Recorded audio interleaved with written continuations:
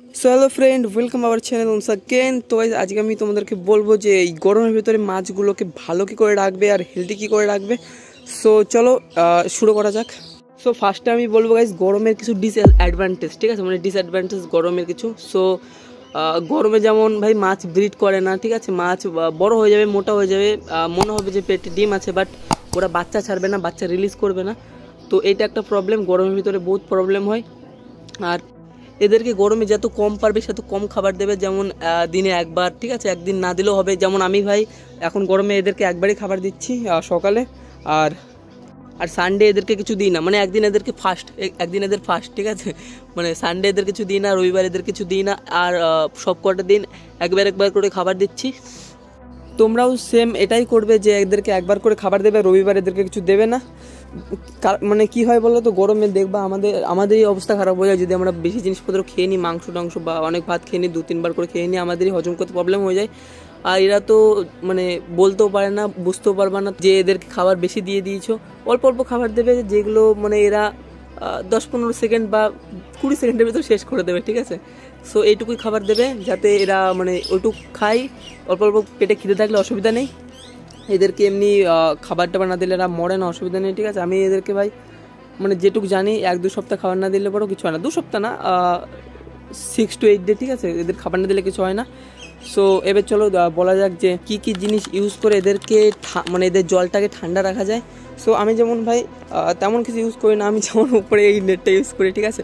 তোমরা যদি পারো এই নেটটা কিনে নিও, বাট এই নেটটার দাম একটু কস্টলি। সো যারা পারবে এটা নিয়ে নেবে, এটাতে অনেক মানে ভালো হয়, ঠিক আছে, জল গরম হয় না।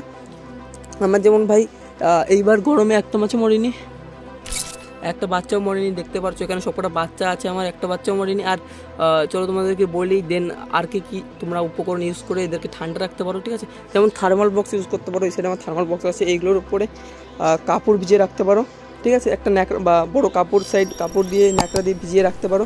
ওটাকে তুমি সকালবেলা একবার ভিজিয়ে দেবে, আর দেন দুপুরে আর একবার ভিজিয়ে দেবে। সো ঠান্ডা থাকবে এইগুলোর ট্যাঙ্ক, ঠিক আছে। বা তোমরা ফ্লোটিং প্ল্যান্ট ইউজ করতে পারো, বা এইটা ইউজ করতে পারো, কয়েন প্ল্যান্ট যেগুলো একটু উপর দিয়ে ছাওয়া হয়ে যায়, ঠিক আছে, এগুলো ইউজ করতে পারো, জল গরম হবে না। আর ভাই বাইরে মাছ রাখতে হবে, ঠিক আছে, ঘরে রাখা যাবে না। যেমন আমাদের ভাই টিনের ঘর, পাকা ঘরের কথা আলাদা, বাট পাকা ঘরের কথা আমি বলতে পারছি না, যেহেতু আমার পাকা ঘর নেই।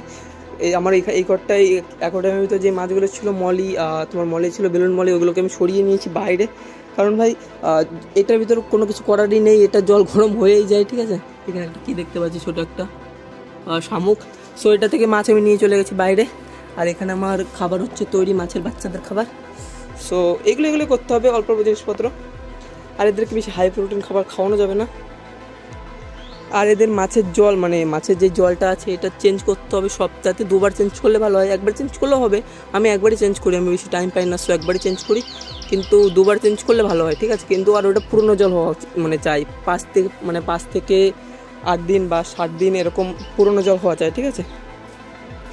তো ভাই এইগুলোই কিছু পয়েন্ট ছিল ছোটো যেমন এদেরকে বেশি খাবার দেওয়া যাবে না, সপ্তাহে 1 থেকে 2বার জল চেঞ্জ করতে হবে, উপরে কিছু ফ্লোটিং প্ল্যান্ট দিতে হবে যদি থাকে, আর না হলে পরে উপরে এগুলোর উপরে ন্যাকড়া ভিজিয়ে দিতে হবে, গামছা বা কাপড়, ঠিক আছে, ভিজিয়ে দিতে হবে, যেটাকে সকালে একবার ভিজাতে হবে আর দুপুরে আরেকবার ভিজাতে হবে।